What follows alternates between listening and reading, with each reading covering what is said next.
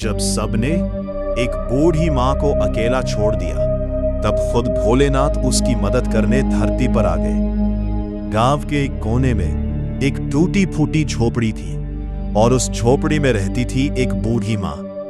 न कोई बेटा न कोई अपना, बस एक ही सहारा था, भोलेनाथ का नाम। हर सुबह वो कांपते हाथों से दीपक जलाती और आंखें बंद करके बस यही कहती, ओम नमः शिवाय।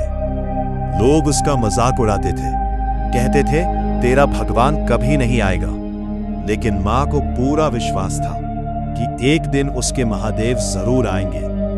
दिन बीतते गए, मां बूढ़ी और कमजोर होती गई। एक दिन हालात इतने खराब हो गए कि उसके पास खाने के लिए कुछ भी नहीं बचा।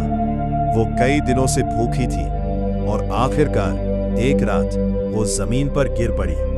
बाहर तेज बारिश हो रही थी, आसमान में बिजली चमक रही थी और अंदर वो मां अकेली दर्द से कराह रही थी। उसने आखिरी बार आंखें बंद करके कहा, भोलेनाथ अब तो आ जाओ।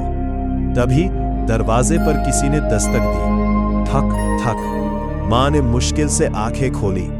दरवाजे पर एक साधु खड़ा था, लंबे बाल, जटा, हाथ में कमंडल और आंखों में एक अजीब सी चमक, और प्यार से बोला, मां डरो मत, मैं आ गया हूं। उसने अपने कमंडल से पानी दिया, मां को अपने हाथों से खाना खिलाया। धीरे धीरे मां की हालत सुधरने लगी। फिर उस साधु ने मां के सिर पर हाथ रखा। अचानक पूरी झोपड़ी में एक तेज रोशनी फैल गई। मां ने हैरानी से देखा, वो साधु अब साधु नहीं रहा, वो खुद भगवान शिव थे। जटाओं से गंगा बह रही थी, हाथ में त्रिशूल, गले में नाग। पूरा वातावरण हर हर महादेव से गूंज उठा। मां की आंखों से आंसू बहने लगे।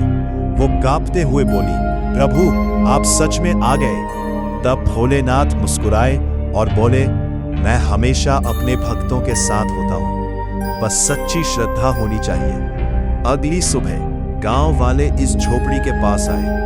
उन्होंने देखा वो बूढ़ी मां अब बिल्कुल स्वस्थ थी। उसके चेहरे पर एक अलग ही चमक थी। मां बस आसमान की ओर देखकर मुस्कुरा रही थी। और उस दिन पूरे गांव को समझ आ गया, भगवान कभी अपने सच्चे भक्तों को अकेला नहीं छोड़ते।